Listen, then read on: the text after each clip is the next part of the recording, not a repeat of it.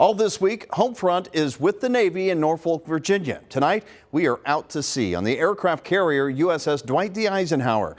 Well, from the flight deck to healthcare and the critical role of keeping the ship headed in the right direction, tri-state sailors are there.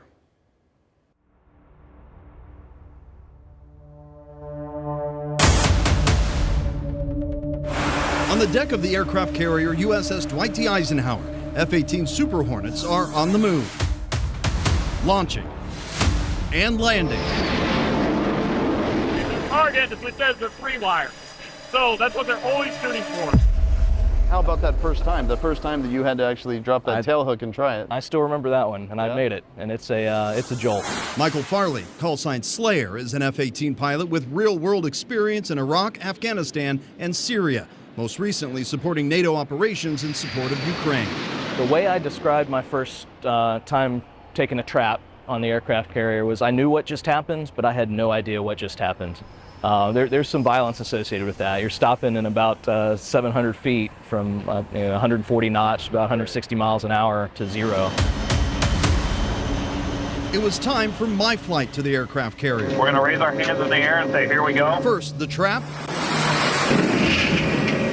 Then, my first view of the most perfectly orchestrated chaos in the Navy.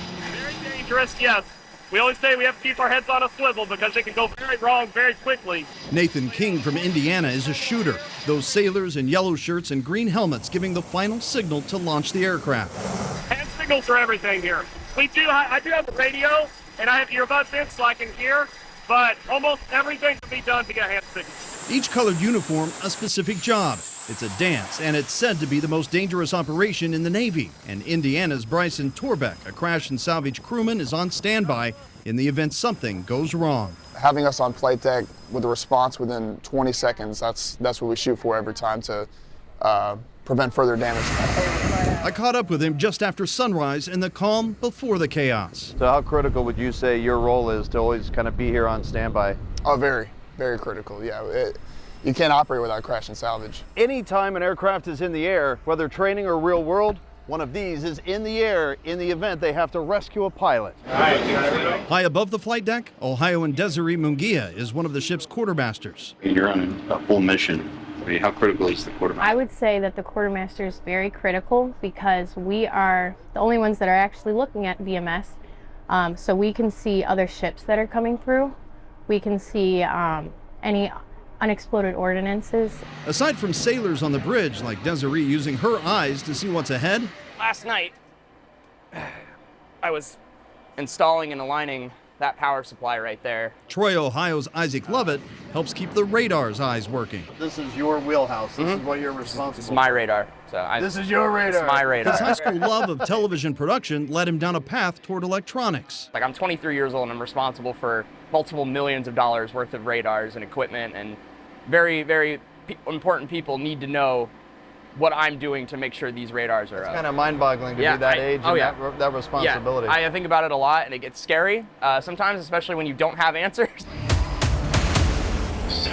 Under night operations, making your way through the ship, one can't help but to feel like a hamster running through a maze of tunnels. Upstairs and downstairs, some 5,000 plus sailors scuttling in every direction, each with their own job to do. As soon as they're done finishing up with a meal, they dump a bunch of mop water on the floor and they squeegee the floors, they mop them, they wipe everything down. Just like a regular restaurant. Yep, just like a regular restaurant. The 6 galleys on board serve upwards of 14,000 meals a day. Cole Rain's Austin Swaggart joined the Navy right out of high school and essentially works within the civilian equivalent of a health department, responsible for everything from food safety inspections to immunizations. Taking care of patients, making sure everybody stays safe and healthy, and that's nothing real special. In my eyes, I don't do anything special.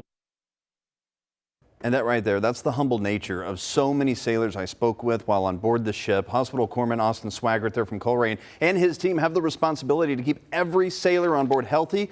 You know, a serious outbreak on board could really mean mission over. So while on the ship, by the way, I came across a sailor from Goshen, Ohio, and he has quite the story to tell about when the tornado hit his hometown last July while he was deployed, and what the new captain of the ship plans to do to help sailors like him sailing forward. That story tomorrow right here at